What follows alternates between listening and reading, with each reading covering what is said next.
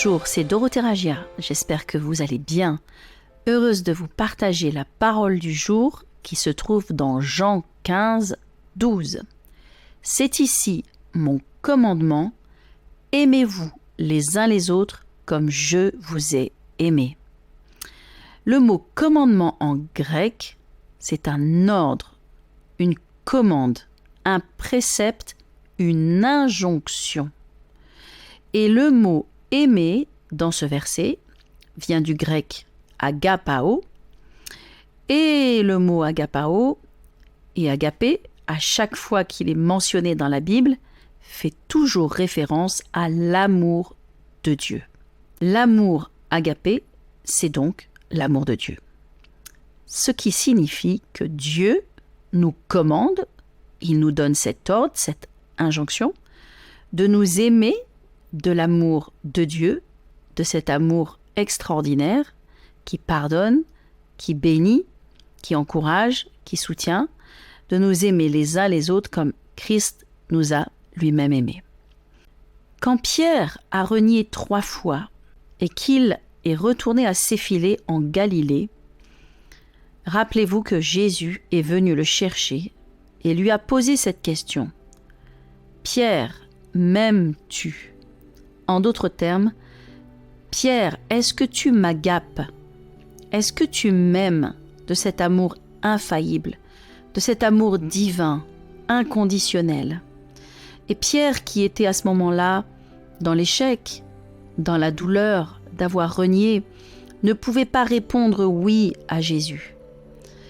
Il ne pouvait pas lui dire oui, je t'agape, mais il lui a répondu oui, je t'aime, je te philéo.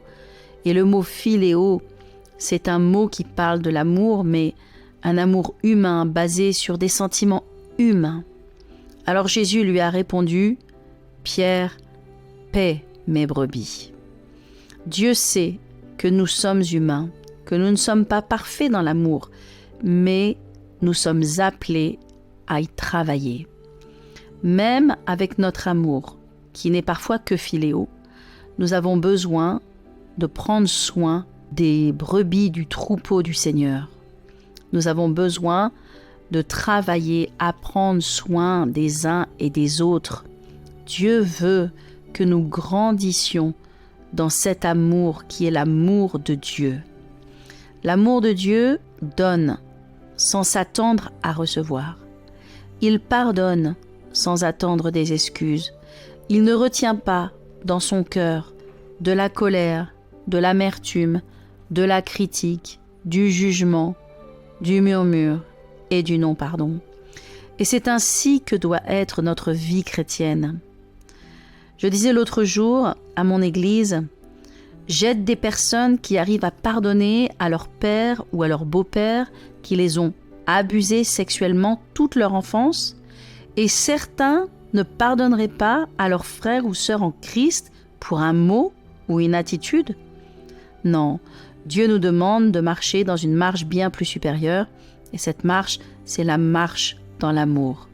L'amour, c'est le chemin de Dieu. L'amour, c'est aussi le chemin de la victoire. C'est le chemin de l'exaucement de nos prières, parce que si nous n'aimons pas, nos prières ne seront pas exaucées. Alors je prie pour toi aujourd'hui, afin que si tu as besoin d'être libéré d'amertume, de ressentiment, de choses qui t'empêchent d'aimer, eh bien tu puisses vraiment avoir un cœur libéré. Je prie au nom de Jésus que la main du Seigneur soit sur toi et que ton cœur soit capable d'aimer et de pardonner et que tu puisses demeurer dans la paix du Sauveur à partir de maintenant, au nom de Jésus. Amen. Que Dieu vous bénisse, excellente journée et à très bientôt.